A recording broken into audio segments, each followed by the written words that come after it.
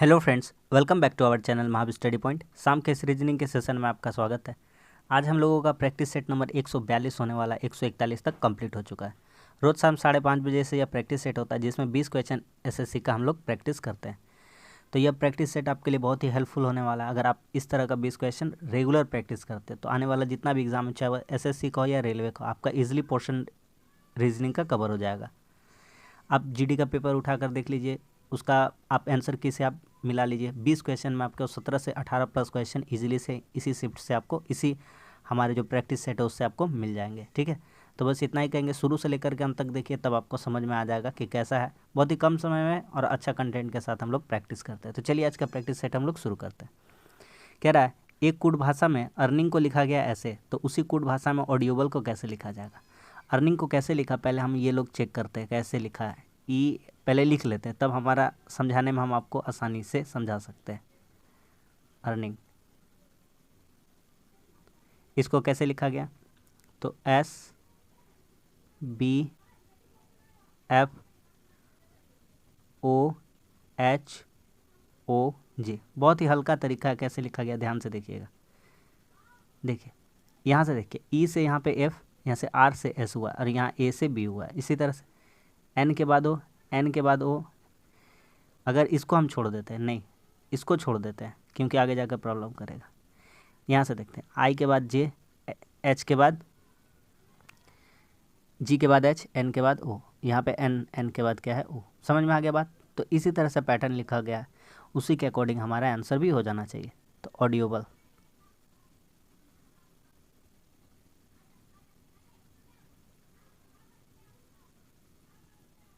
समझ में आ रहा है। तो देखिए कैसे लिखा जाएगा। डी का यहाँ ई होगा, ए का यहाँ बी होगा, यू के बदले यहाँ क्या होगा, भी होगा, बी के बदले यहाँ क्या सी, ई के बदले एफ, एल, एम, और यहाँ आई, आई के बाद यहाँ क्या होना चाहिए, जे। सारा माजरा आपको समझ में आ गया होगा। ये देखिए समझ में आ गया। तो क्या हो जाएगा, EVBJFMC, ऑप्शन नंबर 1। तो इसका करेक्ट ऑप्शन कौन सा हो जाएगा, ऑप्शन नंबर 1। समझ में आ गया कि नहीं आ गया। अगला सवाल, इसको भरना है। इसका भरने का हम तरीका आपको सिखा चुके हैं। ठीक है, इस क्लास का यही बेनिफिट है कि अगर आप रेगुलर एक प्रैक्टिस सेट लगाइएगा तो एक कंसेप्ट आप जरूर सीख जाइएगा, हम आपसे वादा करते हैं। देखिए इस तरह का क्वेश्चन देखिए, घबराने बड़ा वाला को फॉलो कर देखिए, MRQCT, इतना आंसर बताने के लिए काफ़ी है। जहाँ जहाँ M है उसके बाद R बिठा दीजिए, M के बाद R बिठा दीजिए। जहाँ जहाँ Q है उसके बाद C बिठा दीजिए, C के बाद T है, जहाँ जहाँ T है उसके बाद S बैठाइए, कि यहाँ देखिए S है तो T के बाद क्या बैठ जाएगा, S।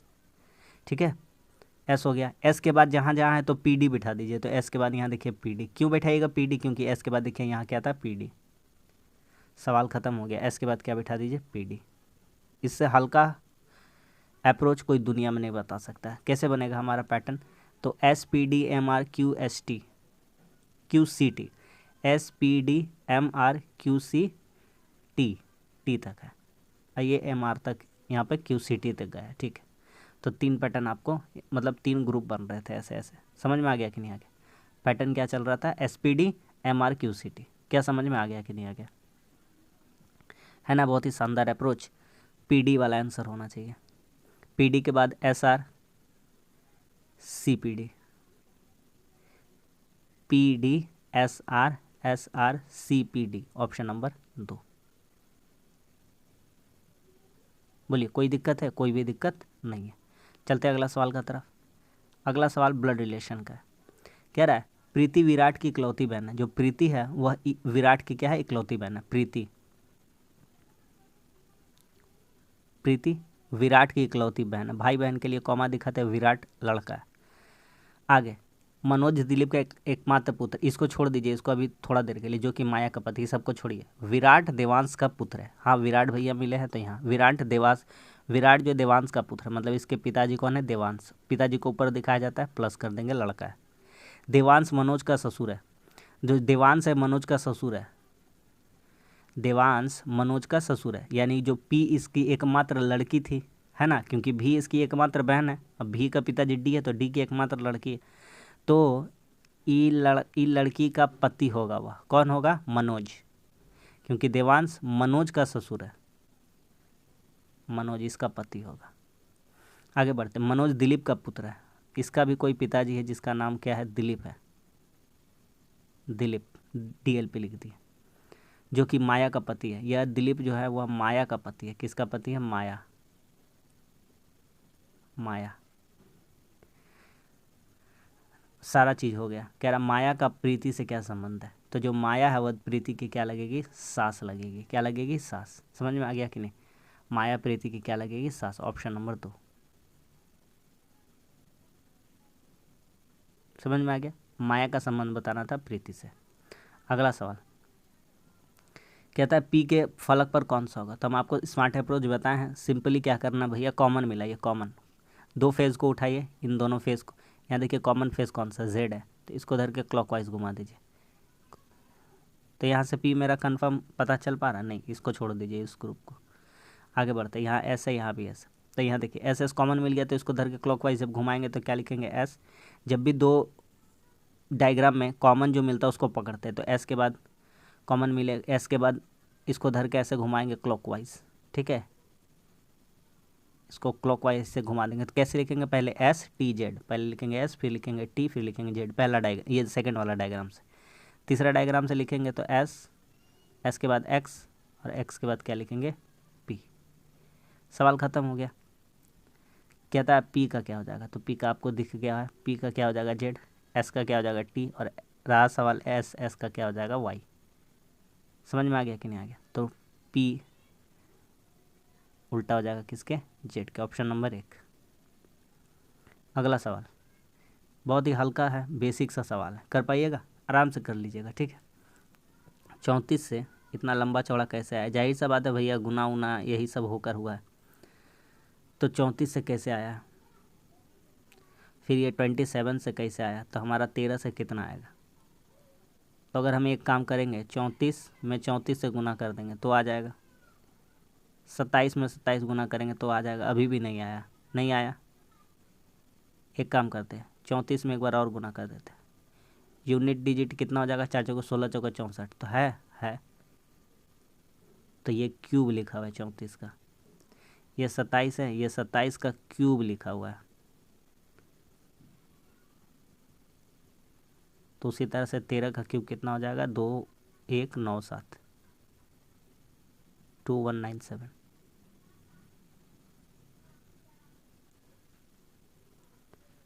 Option number 1 2197। खत्म कहानी। अगला सवाल कहता है कि कोई शिक्षक साइकिल पर विद्यालय नहीं आता है। जो शिक्षक है वह साइकिल से विद्यालय नहीं आते। शिक्षक, टीचर साइकिल से विद्यालय नहीं जाते हैं। किससे विद्यालय नहीं जाते हैं, साइकिल से।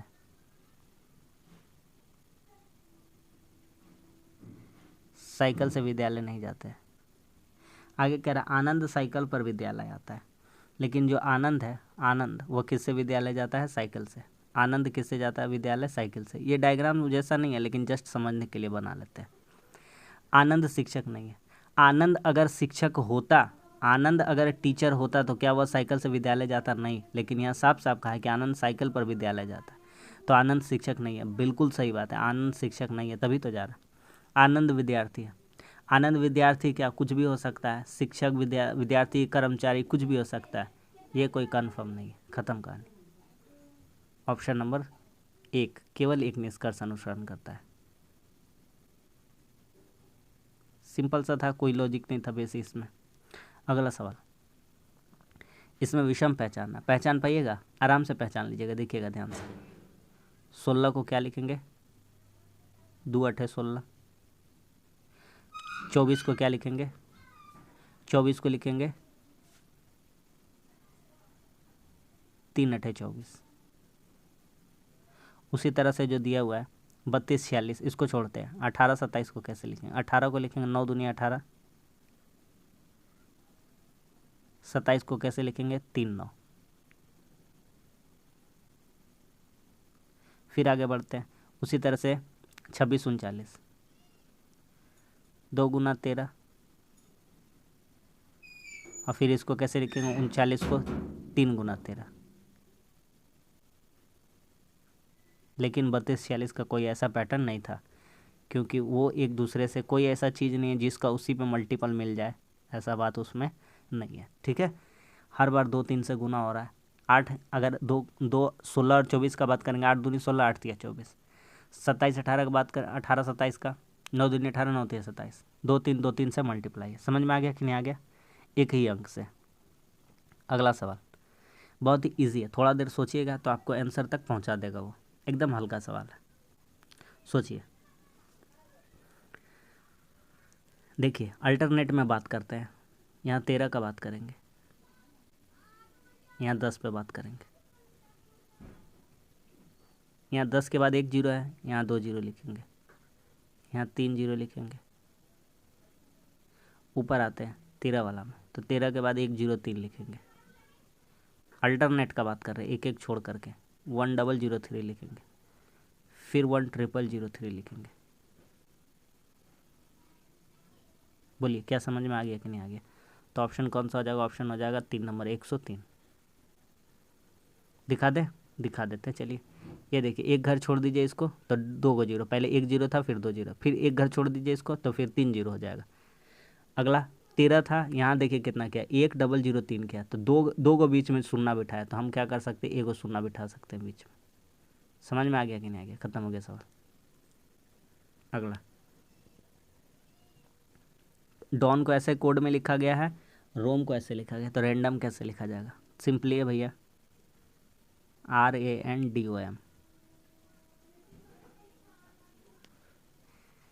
यहाँ देखते हैं तो RAN को कितना लिखा जाएगा, तो R के लिए कितना कोड है? 6। ए के लिए कितना कोड है? तो ए के लिए देखिए यहाँ पे कोड होगा 1। N के लिए कितना कोड होगा? तो यहाँ होगा 5। डोम लिखना है तो DO 3 4 हो जाएगा। M लिखना है, M के लिए कितना हो जाएगा? 2। 615 342, 615 342, ऑप्शन नंबर 1। खत्म हो गया सवाल। अगला कहता है रेलगाड़ी पटरी पर, आप समझिए इसको क्या बोलता है।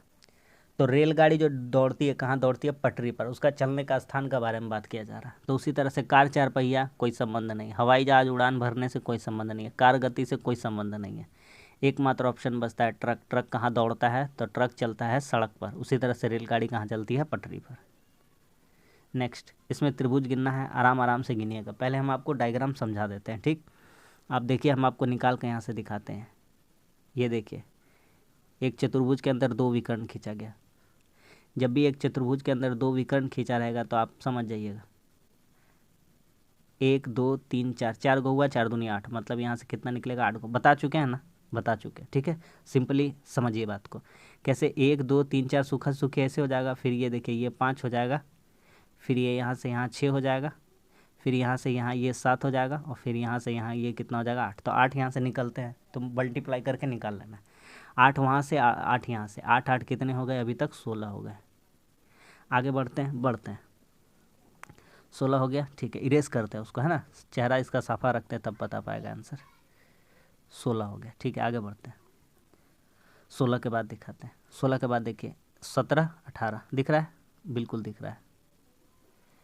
17 18 19 20 21 22 23 24, 24 हो गया। आगे बढ़ते हैं, 24 के बाद 24 25 26 27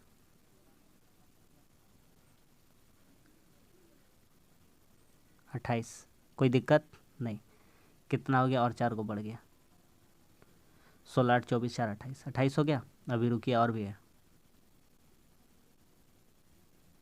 28 हुआ। आगे बढ़ते हैं, 28 28 के बाद गिनते हैं कहाँ से मिलेगा। 28 ये देखिए, 29 ये देखिए, 30 ये देखिए, 31, अरे सॉरी, ये देखिए यहाँ से यहाँ तक 32। कितने हो गए? 32। तो और 4 जोड़ देंगे, 4 4 8 8 8 16 16 16, कितना हो गया? 32। तो इस क्वेश्चन में कितने डायग्राम है? 32 ट्राइंगल्स है। There are total numbers of triangle is 32। समझ में आ गया? आ गया। तो इसको सजाना है, सजाइए। अंग्रेजी वर्णक्रम शब्द को वर्णक्रम के अनुसार सजाना है। तो पहले क्या आता है आपका ABCD में? ई आता है। क्या आता है? ई। तो ई वाला ऑप्शन होगा, 1 नंबर नहीं होगा, ये 4 नंबर वाला शुरू से नहीं होगा, क्योंकि 4 नंबर में ऑप्शन भी है, ई वाला होगा। ई के बाद क्या आता है? तो जे आ जाएगा, उसके बाद है ना एम आएगा। तो 1 2 के बाद 3 आना चाहिए, 3 के बाद क्या आएगा? 5 वाला आंसर होगा, है ना। 2 के बाद 3 है, 3 और 1 और 5 है, तो 1 में भी एम है और 5 में भी एम है। लेकिन यहाँ पे एम और ई दिया हुआ है, लेकिन यहाँ एम और ए दिया हुआ, तो ए होगा एम के बाद जरूरी, तो ए होगा 5 वाला ऑप्शन।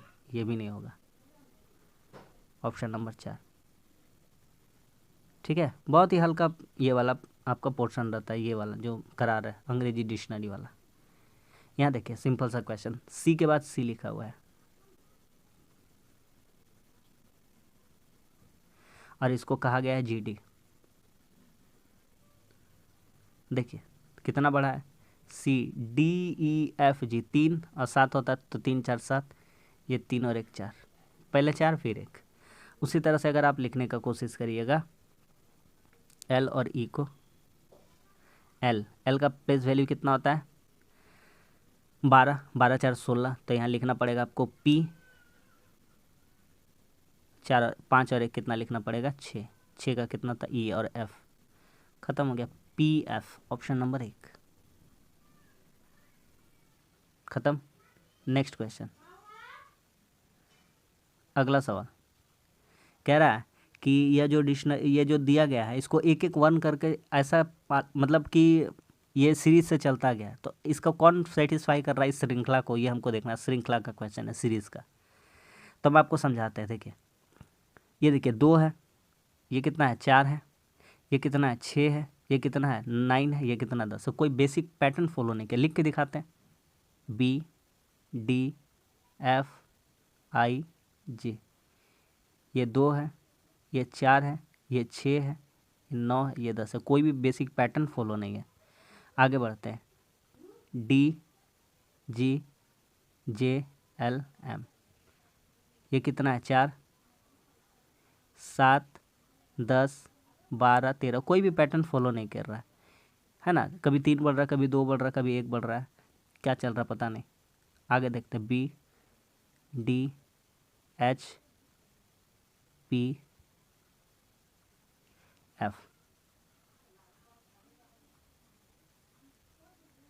ये देखिए ये हमको पहुंचा देगा आंसर तक। कैसे? तो देखिएगा ध्यान से। B का कितना होता है? 2, D का कितना होता है? 4, H का कितना होता है? 8, P का कितना होता है? 16 और F का कितना होता है? 6।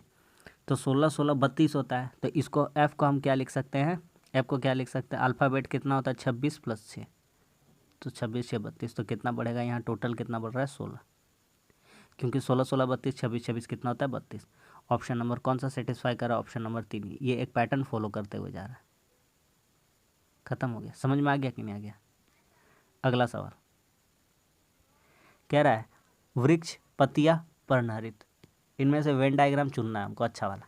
तो कुछ भी अच्छा वाला वेन डायग्राम चुनने से मतलब नहीं है। ये वृक्ष है, वृक्ष के अंदर पत्तियां हैं, और पत्तियां सभी जो पर्णहरित होती है, यानी कि पर्णहरित जिसमें पाया जाता है, पत्तियों में ही पर्णहरित पाया जाता है। तो ये वृक्ष है, ये पत्तियां हैं और ये पर्णहरित है। तो इसका अच्छा डायग्राम कौन सा हो जाएगा? Option number 2। ठीक है, नेक्स्ट क्वेश्चन, इसको बताना है। सिंपल सा बात है भैया, यहाँ से निकाल लीजिए। 2 + 4 6, 6 3 9, 9 + 5 = 14। Then after 7 + 1 8, 8 to 10, 10 + 4 = 14, 6 4 10 + 3 13 plus how much? Sorry, 1 14, तो कितना बैठाना था? 1, ऑप्शन नंबर 1। समझ में आ गया कि नहीं? अगला सवाल, कहता है फंडामेंटल लिखा हुआ है, इसका प्रयोग करके कौन सा बनाया जा सकता है। तो ऊपर में देख लीजिए कौन सा बनाया जा सकता है। देखिए यहाँ टी मिलेगा, ए मिलेगा, एम मिलेगा, ई मिलेगा। पहले नंबर ऑप्शन हो जाएगा, यहाँ पे टेम बनाया जा सकता है, क्योंकि यहाँ एस नहीं है ग्रुप में ऊपर में, ठीक है। ऊपर वाला ग्रुप में कहीं भी आई नहीं है तो ये नहीं बन सकता है, ऊपर वाला ग्रुप में कहीं एस नहीं है तो ये नहीं बन सकता है। पहला ही वाला ही ऑप्शन सही था।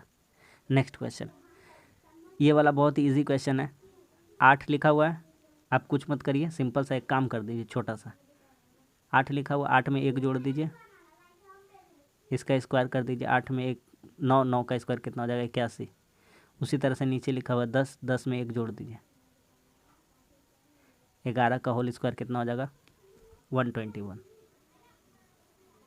तो इस क्वेश्चन का सही आंसर हो जाएगा ऑप्शन नंबर 2। खत्म हो गया। अगला सवाल, इसका हमको मिरर इमेज बताना है, तो बता दीजिए आराम से, ठीक है, कौन सा होगा कौन सा नहीं होगा। तो ये जो एक बात देखिए, ये बड़ा वाला, ये जो रेक्टेंगल है ये बड़ा वाला इधर आ जाएगा कि नहीं आ जाएगा। ये बड़ा वाला रेक्टेंगल इधर आ जाएगा और ये छोटा वाला स्क्वायर जैसा जो है वहाँ चल जाएगा, ठीक।